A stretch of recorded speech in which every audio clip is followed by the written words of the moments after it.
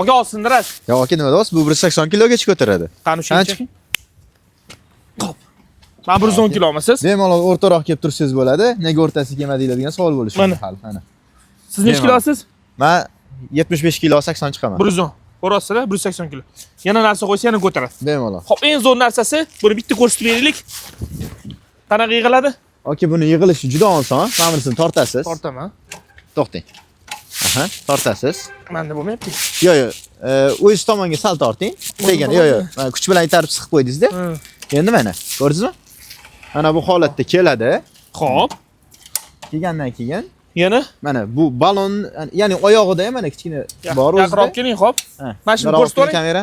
Xo'p. Mana bu holatda mana. Mana sal bo'shatib yuboramiz. Bu yoq tomonni ham bo'shatamiz. Tegida o'zini qotirib qo'yadigan stoperi bor. Stoperlarni qotirib tashlashgan ekanda buni. Mana. Voy. Ya böyle oddiy chamadon bo'ldi. Aha. Ha? Ustalarga jazo'r narsa ekanda bu, ha? Aka, ayniqsa mana bu yangi bitgan imoratlar bor-ku. Xo'p.